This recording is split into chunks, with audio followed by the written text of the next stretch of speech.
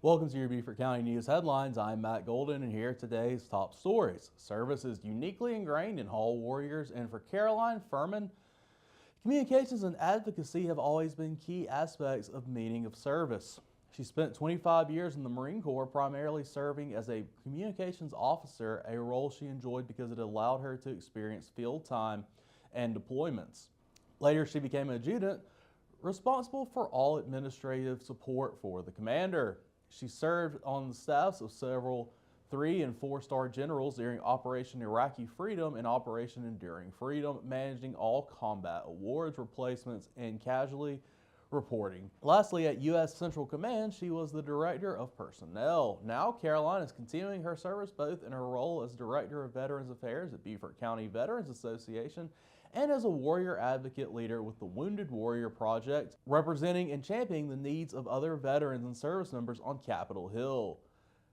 WWP sat down with Caroline to discuss the important role that advocacy plays in the lives of veterans and to find out more about why advocating for the needs of wounded warriors by amplifying their voices before policymakers is so important.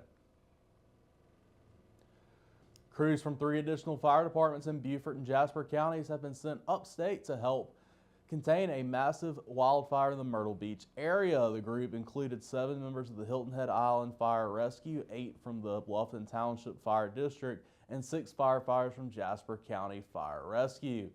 They departed Wednesday morning for Horry County in a fleet of fire engines, water tenders, and specialized brush trucks. They'll join a 3-person crew from City of Beaufort Town of Port Royal Fire Department, which was dispatched to Myrtle Beach on Monday evening.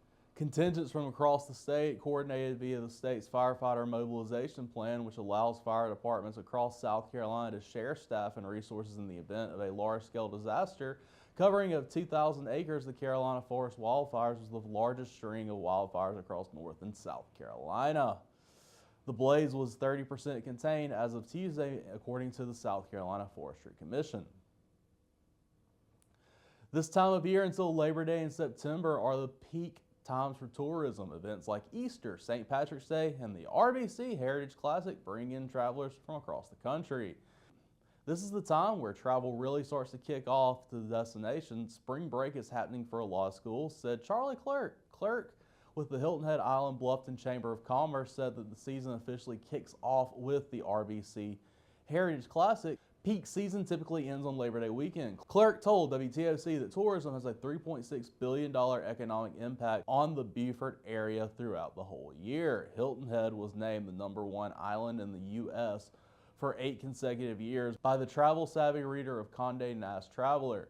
The RBC Heritage Classic starts it all off with over 100,000 people coming to visit the area for the tournament. The RBC Heritage is truly the sort of unofficial kickoff of the spring break travel season when you imagine they have over 100,000 visitors come for that tournament. It's a pretty big impact on our area, said Charlie Clerk. Why we do what we do is to give back, and our charitable dollars and the support that we give this community is truly why we do what we do, said RBC Heritage Classic Tournament Director Steve Wilmot. The RBC Heritage Classic has given over $60 million to local charities. The tournament does not just impact local businesses, but the people who need it most to get the benefit from all the extra travelers that come into the area.